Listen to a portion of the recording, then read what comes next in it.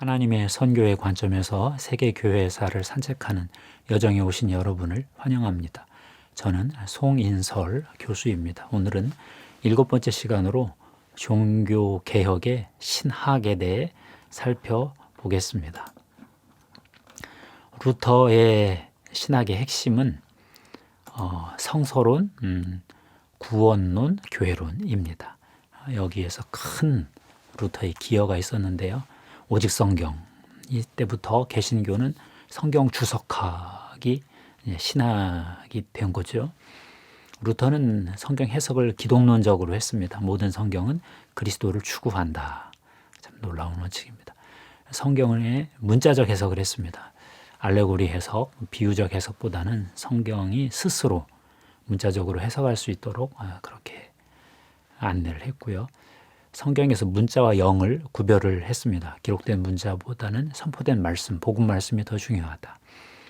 어떤 이중적 말씀론도 있는데요. 율법은 정죄하고 복음은 용서한다. 이런 어마어마한 성서 해석학의 기본 원칙들을 만들었는데 완벽하진 않지만 상당히 후대에 기여를 많이 했습니다.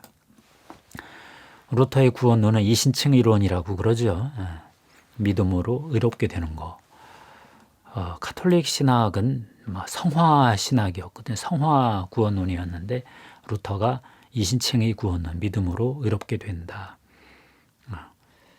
인간은 아주 전적으로 부패한 타락한 죄인이지요. 예수 그리스도의 피공로로 그걸 믿을 때, 전적으로 신뢰할 때 내 죄가 용서받고 예수 그리스도의 의가 내게 이렇게 전가된다. 이런 표현을 했지요. 루터는 교회론도 많이 바꾸었습니다. 가톨릭 교회론이 교황 중심의 성직자들의 외계 질서 속에서 성만찬, 칠성례를 베풀면서 유지되는 그런 제도적 교회였거든요. 그랬는데 루터는 말씀 중심의 교회를 만들었고요. 복음 말씀으로 이신칭의를 경험한 사람들의 공동체를 교회로 보았습니다. 참된 교회의 표지가 뭐냐? 복음 설교와 세례 성만찬, 이것만 있으면 교회의 기본 요건은 갖추어졌다. 이런 정리도 했고요. 만인 제사장설과 어떤 회중 전체를 섬기는 사역자 두 개념도 만들었고요. 루터가 잘한 것도 많지만 잘못한 것도 많습니다. 다른 종교개혁자들하고 싸우기도 많이 싸우고 영주들하고 정치적으로 타협도 많이 하고 가장 요즘 최근 들어서 루터가 비난받는 것은 1543년 말년에 실수해서 유대인들과 그들의 거짓말이라는 책을 써가지고 반유대주의의 어떤 빌미를 제공했는데요. 유대인의 회당을 불지르고 그들을 죽이고 매장하고 회당을 무너뜨리고 탈무드를 빼앗으라 이런 말도 안 되는 그런 선동도 하고 막 그랬습니다. 이제 그 다음 우리에게 중요한 종교개혁 신학자는 짱깔뱅이겠죠. 존 칼빈. 루터는 돌파한 사람이고 브레이크 스루를 한 사람이고 짱깔뱅은 벌써 1509년에 태어났으니까 한 15년 지나서 태어났기 때문에 다음 세대죠. 이제 2세대.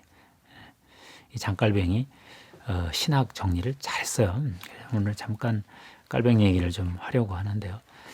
장깔뱅은 로마 가톨릭 교육을 좀 잘 받았어요. 평민이었는데 아버지가 교회, 대주교회 어떤 그 약간 변호사처럼 법률 자문관 같은 일을 해서 그 귀족들을 자제들하고 같이 자랐어요. 그래서 공부를 최고로 당시 최고 수준으로 했습니다. 14세 때 파리에 유학을 가서 마르슈 학교에서 기본 인문학하고 꼬르디에라는 탁월한 사람한테 라틴어도 배우고 파리 대학에 이제 들어가서 14세 때부터 파리 대학 몽테기 대학에서 수사학 철학을 배웠고요.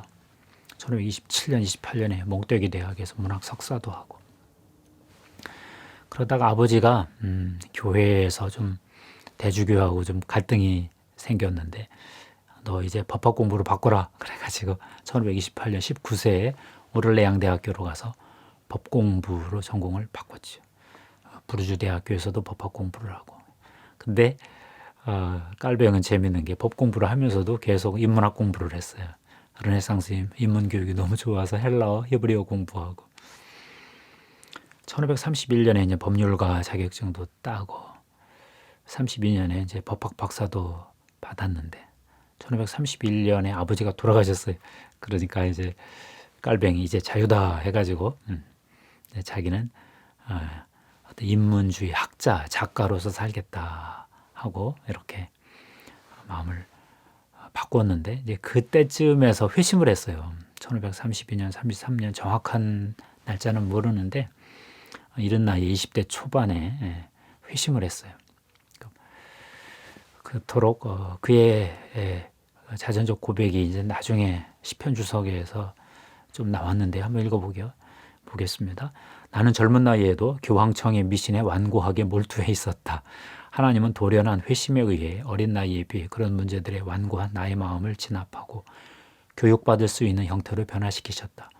나는 이렇게 참된 경건에 대한 약간의 맛과 지식을 얻은 후 곧 그 속에서 진보를 이루려는 강한 욕망에 불탔으므로 다른 공부들을 완전히 버리지는 않았지만 이전처럼 추구하지는 못했다.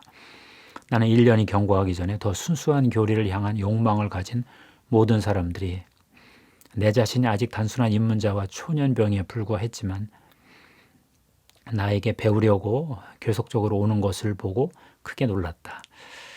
이제 본인이 회심을 하고 1년이 지나니까 많은 사람들이 와서 좀 가르쳐달라 그랬다는 거잖아요.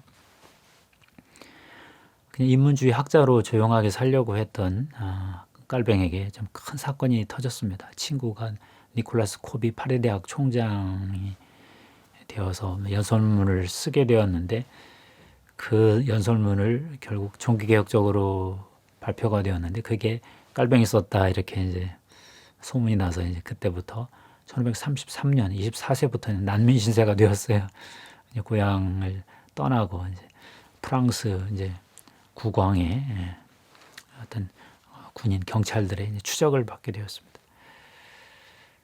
1535년에 이제 바젤로 피난을 했고요. 36년에 27세의 나이에 바젤에서 기독교 강요 초판을 썼는데 이것이 당시 개신교 종교개혁 진영에서 이것이 바로 우리가 기다리던 책이다 해가지고 환호했습니다.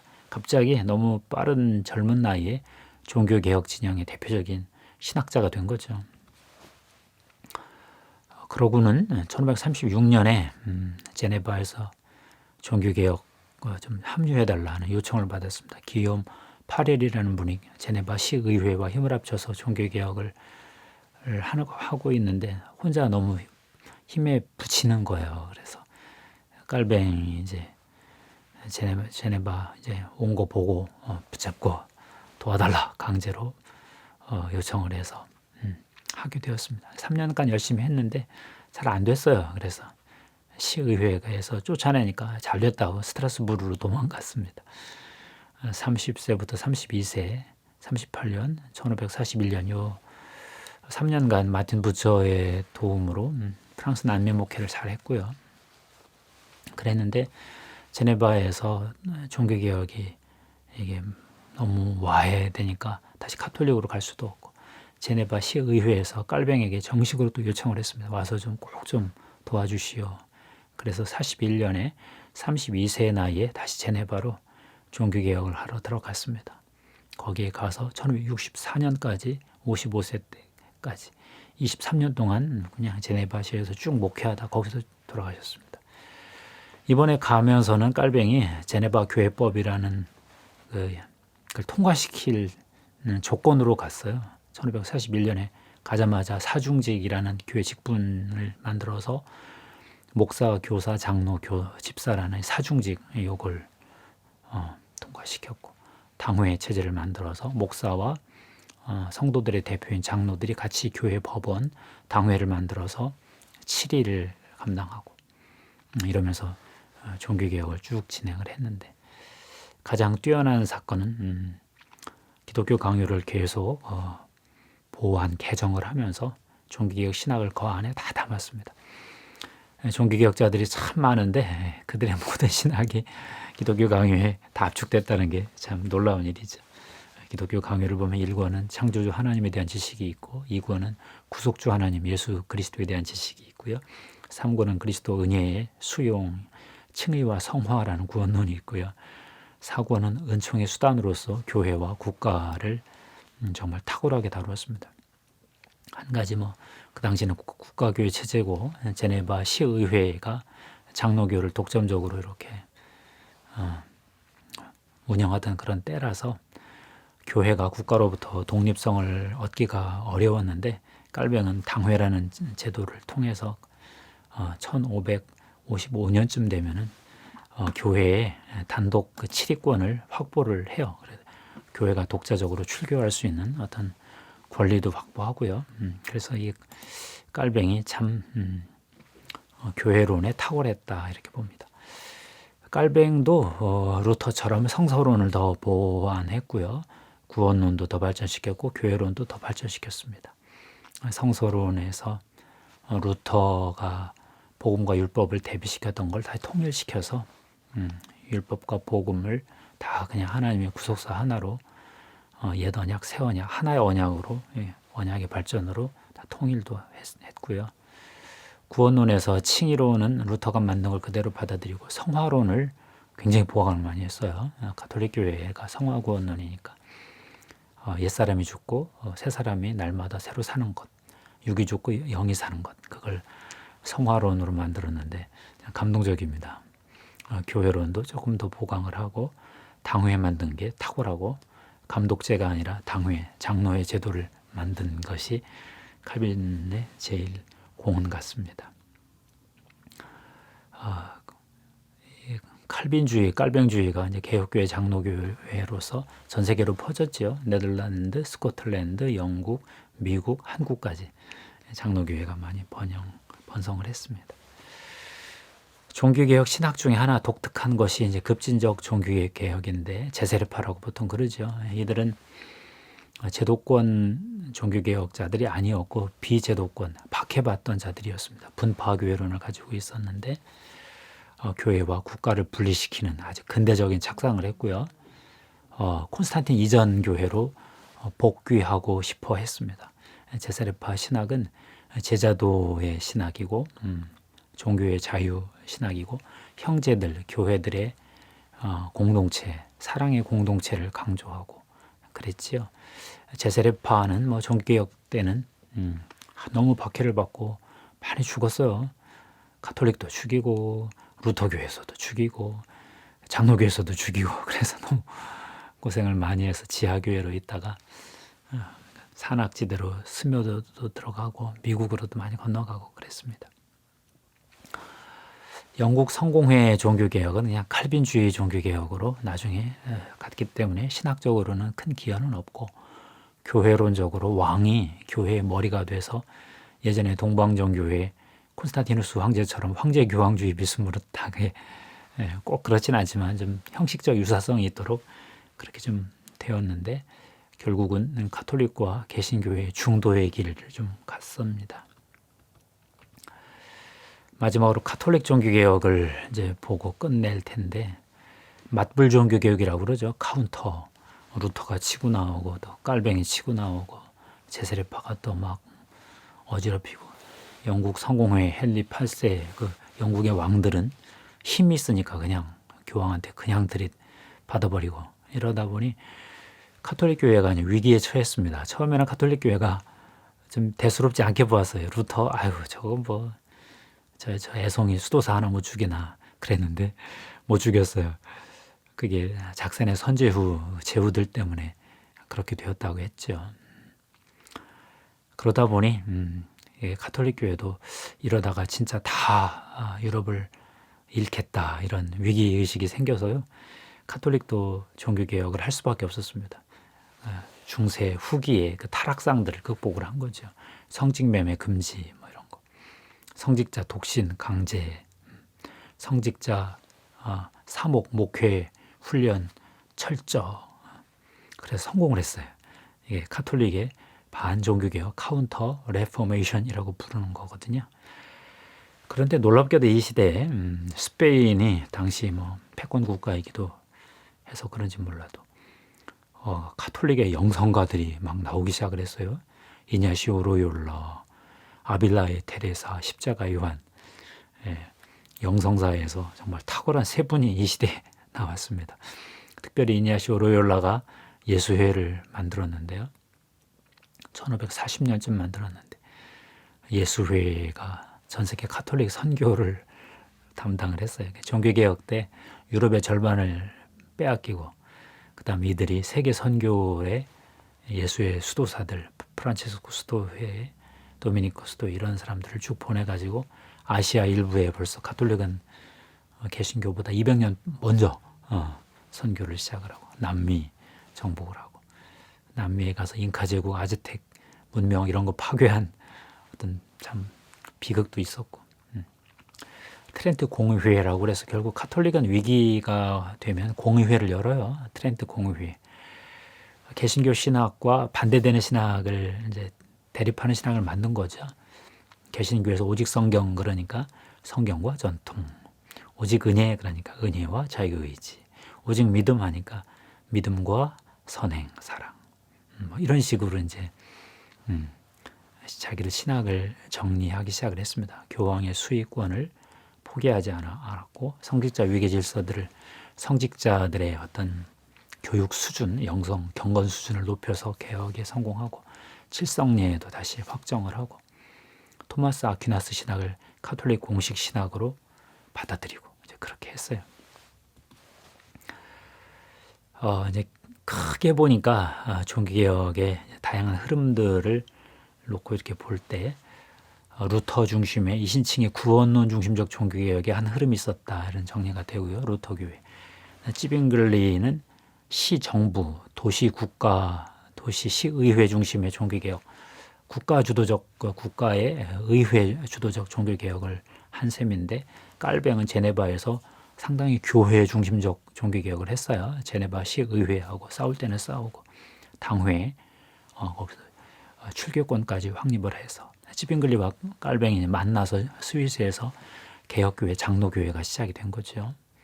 영국 성공회에서는 왕실들이 교황과의 어떤 정치적 이해관계 때문에 시작이 됐는데 반교황으로 점점 칼빈주의 신학을 받아들이게 되었고 나중에 중도의 길을 갔다 했지요.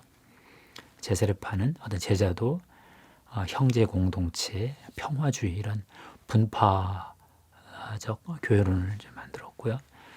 카톨릭 교회는 교회 보편성을 주장을 하면서 제도개혁, 영성개혁, 성직자들의 수준을 올리는 개혁 이런 거에 성공을 했습니다. 결과적으로 이제 종교개혁이 기독교 다원주의의 문을 열었다 이렇게 정리를 했었죠. 종교개혁이 다원주의를 확립한 게 아니라 이제 시작 같은 복음이 여러 교회들을 만들 수 있다는 사고를 열게 된 것입니다. 당시 종교개혁은 한계가 많았어요. 국가 종교 체제였고 크리스텐돔이 여전히 계속 지속이 됐고요. 국가, 영주, 그 통치자가 종교를 결정하는 수준이고 그러지만 옛날처럼 그렇게 막 하나님을 다른 방법으로 믿는다고 일방적으로 죽이지는 않았던 것 같아요. 그냥 억압은 하고 공무원 못되게 하고 종교 개혁자들 사이에 반목이 너무 심하고 서로 대화가 힘들었습니다. 개신교 교회 입장에서는 카톨릭 교회랑 싸우다가 카톨릭 교회 좋은 유산들을 놓고 온 게 많다. 가장 대표적인 게 수도원 같은 것들은 좀 아쉽다. 그래요. 모든 사람을 수도사 수준으로 올리겠다고 신학은 만들었지만 그게 될 리가 없잖아요. 또 종교개혁의 주체들이 너무 쉽게 개혁을 하다 말아가지고 다 국가교회 체제에 안주해버리고 말았지요. 독점 체제, 자기가 있던 지역은 뭐 자기들 교회밖에 없으니까 개신교 교회. 그러다 보니 뭐 이렇게 더 깊은 개혁을 할 수가 없었습니다. 종교개혁으로 유럽의 종교적 다양성의 토대, 기초는 확립이 되었는데 아직 개인들에게 종교의 자유, 종교 선택의 자유는 없었습니다. 또 특별히 이게 대중들, 보통 교인들, 백성들, 시민들의 신앙을 불러일으키는 데는 아직 역부족이었다. 신학자들, 성직자들, 영주들, 지식층들 사이에서의 어떤 상류층의 종교개혁에 머물렀다. 이런 한계를 이야기할 수밖에 없고요. 그러다 보니 교회는 항상 개혁되어야 할 수밖에 없다. 개혁해야 된다. 에클레시아 셈페르 레포르만다라고 하는 명제를 항상 얘기하게 됐습니다. 오늘은 종기개혁 신학에 대해 살펴보았습니다. 여러 가지 루터의 이신칭이 구원론 중심의 신학, 깔뱅의 성화론, 교회론 신학, 근대 문명에 깔뱅이 기여를 많이 했다고 보는데요. 제세례파의 어떤 근대를 내다보는 어떤 분파적 어떤 그런 교회의 공동체, 영국 성공회의 중도의 길, 가톨릭의 제도 개혁, 영성 개혁 이런 것들을 좀 살펴보았습니다. 종교 개혁이 가톨릭의 제일 큰 혜택을 입었다 이런 표현을 들죠. 개신교는 이제 겨우 시작이고 가톨릭은 중세 1000년 동안 공과가 많은데 중세 후기에 자기들의 타락을 어떻게 수습을 못하고 있다가 종교개혁으로 한 방 얻어맞고 나서 맞불 종교개혁으로 자기들의 체제를 정리하는 데 성공했다 이렇게 봅니다. 감사합니다. 하나님께 영광 돌립니다.